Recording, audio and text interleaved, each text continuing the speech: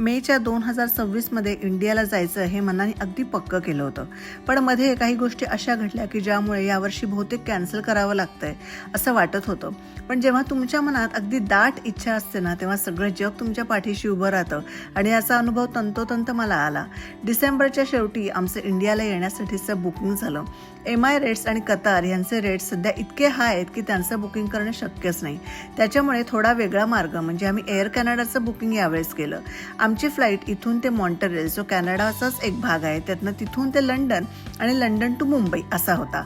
Ticket booking केलेल्या दिवसापासून ते जाण्याचा दिवस, हे दिवस म्हणजे आम्ही अक्षरशः रोज मोजायचो आणि उत्सुकता दिवसेंदिवस वाढत चालली होती. शेवटी तो दिवस आला. आमचं फ्लाईट दुपारी 12चं होतं, पण रात्रभर आम्ही काही झोपलोच नाही आणि 7 वाजता आमची गाडी आली होती. आमच्या 3 बॅगा होत्या. रस्त्यामध्ये ट्रॅफिक नसल्यामुळे आम्ही लवकरच एअरपोर्टवर पोहोचलो. पण इंडियाला येण्यासाठीच्या मार्गांमधले आमचे अडथळे काही कमी होणार नव्हते. सगळ्यात पहिले आम्हाला कळलं की तुमची फ्लाईट 2 तास डिले झाली. तेव्हाच मूड ऑफ झाला. सो आम्ही एअरपोर्टवरच टाइमपास करत असतानाच परत एकदा फ्लाईट डिलेचा मेसेज आला. आता मात्र पेशन्स संपत आले होते. पोटात कावळे सुद्धा ओरडत होते, कारण आमचा लंच हे फ्लाईटमध्ये होणं एक्सपेक्टेड होतं. पण त्याऐवजी आम्हाला कुपन दिले होते, पण त्यामध्ये जेवण काही एवढं इंटरेस्टिंग नव्हतं. शेवटी 6 वाजता आम्हाला कळलं की आमचं हे फ्लाईट कॅन्सल झालंय.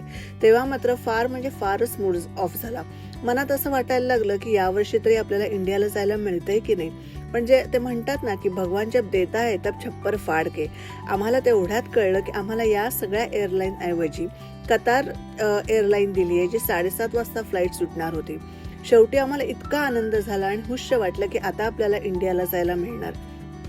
त्यानंतर आमची मात्र खूप धावपळ झाली, कारण आम्हाला बोर्डिंग पास घ्यायचे होते. बॅगेज ट्रान्सफरचं तर आम्ही त्यांच्यावरच सोडलं होतं. अशा प्रकारे शेवटी आम्ही कतारच्या फ्लाईटमध्ये बसलो आणि पुढचा प्रवास आपण बघू पुढच्या व्हिडिओमध्ये.